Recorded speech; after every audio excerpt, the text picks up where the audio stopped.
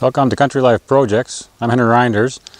Today we're going to show you how to build some very lightweight but very strong sawhorses that will fold up, can be put in your van or your car quite easily.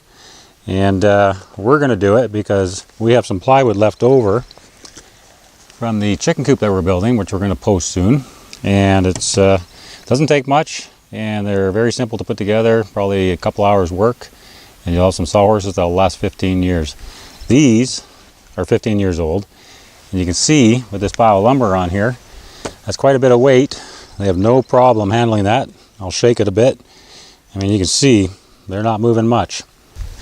We just took the lumber off. I'm just going to show you how easy these are to pick up. Very portable. You can take both of them in one hand, have something else in the other hand, walk right onto the job site. Okay, I'm just going to go over quickly how this is put together. It's really straightforward. What we have is we have the legs coming down like this. We got a heftier top rail here, smaller rail here, and then it's hinged on either end at the top here. And then on the bottom, to keep them from pulling apart, we have a chain. Now this is a fairly heavy duty chain. When I built these, I used what I had, but it has stood the test of time. You can use rope or lighter chain, that won't matter. So next I'm just going to grab the parts and show you what we have.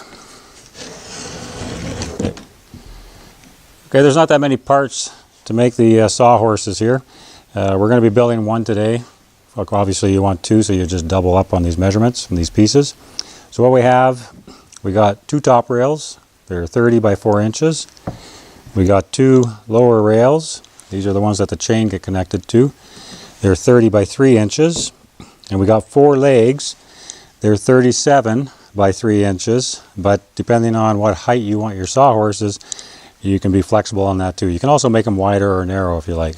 But these are the measurements we're using. So 37 by 3, 30 by 3, and 30 by 4 inches for the top rails. That's where your material is going to sit on top of when you're using them. You also want some waterproof glue for where we join these together. So if you're using these outside, they won't come apart.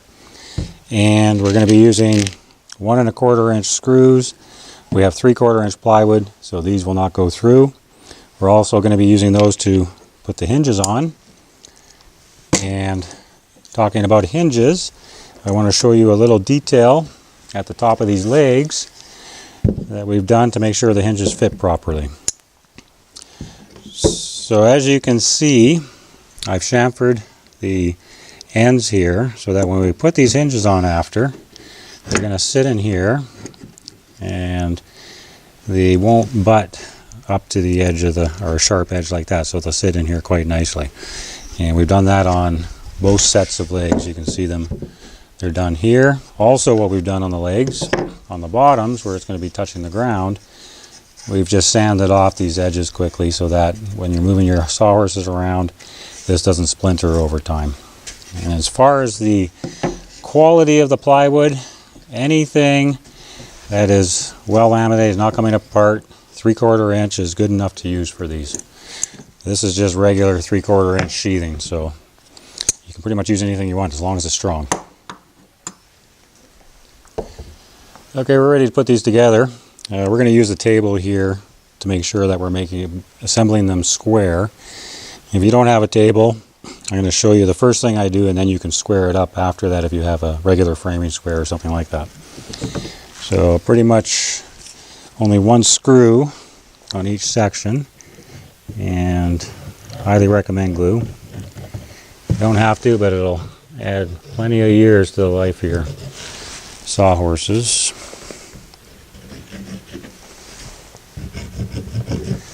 And you'll notice over here, we're actually working from the outside of the sawhorse, so that chamfered edges on the legs here is down. That's important. And I have this all laid out so they're approximately where they got to go.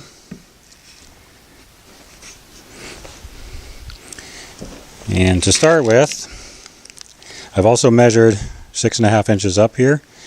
That's not too critical. You can make it whatever you like. as long as it's roughly in this area. I've got a flush to the outside of the leg here, and I'm only going to put one screw in. That way I can still adjust the sawhorse for square afterwards. I'm going to do that on each one of these. Same thing on the top rail. I'll line it up, make sure it's all flush, top and on the end here.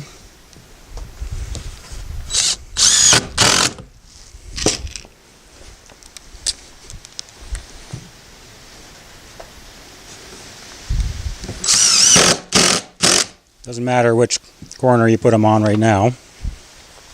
So now I got it put together. If you don't have a table like this, where you can use the table to see if it's square, you would just take a framing square and just run it on the inside here or on the outside here and along here.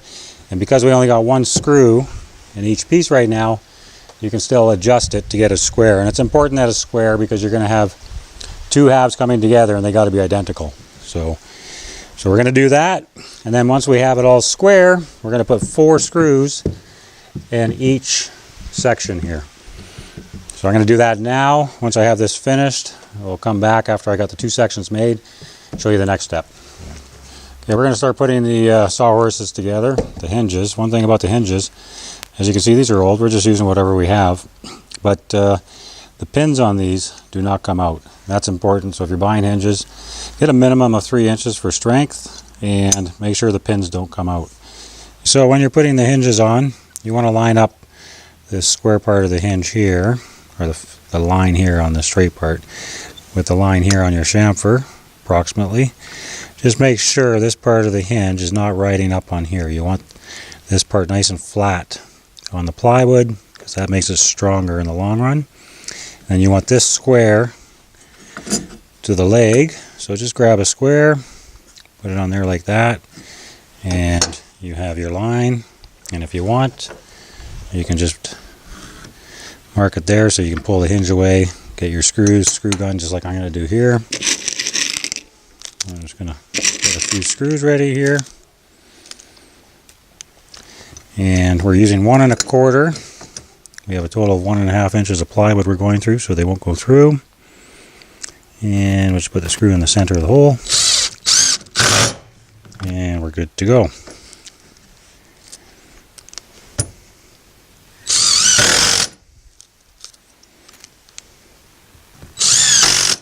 We're going to do the same thing on the other side. Once I have this piece done, we'll get the other half of the sawhorse and we'll put them together and show you how to do that. Okay, once we have the hinge mounted on the one side of the sawhorse, all we have to do is, on top of a nice flat surface, is put these together like this. And the same thing as here. You don't want this part of the body of the hinge riding on top of here. You just want the plate part. So we're just going to line it up, make sure these are both flat down here, and we're just going to put 1 screw in for now. And we're going to line up the bottom and put 1 in there. And once we know that they're good, we'll just lift it up, do a quick check. Yeah, everything looks good. Once you know that's all good, then you just finish screwing it together, or screwing the hinges on, I should say.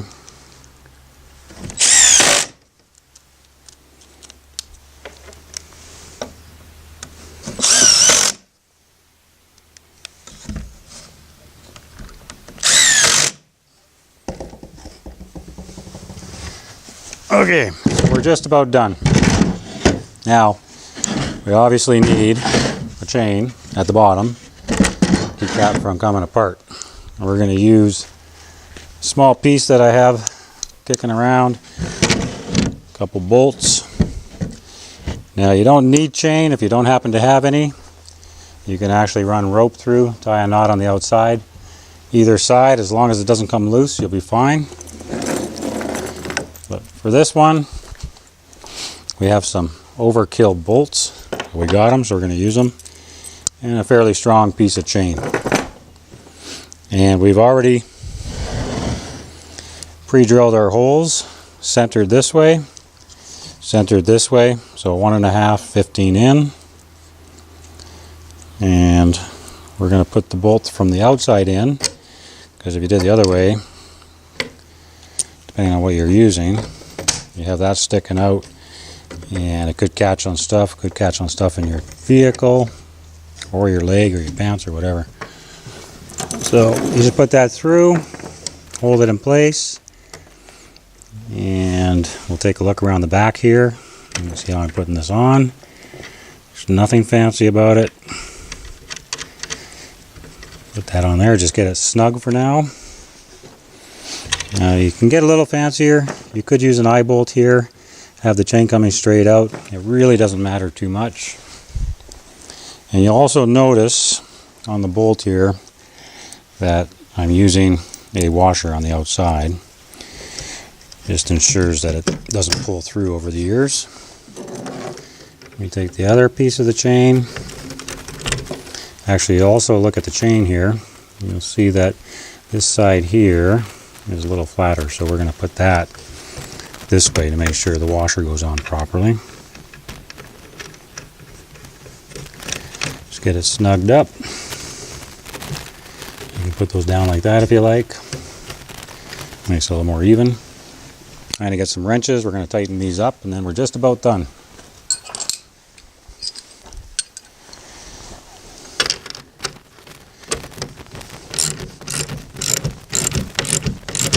You want these nice and snug so they don't come loose on you. So tighten them up really good.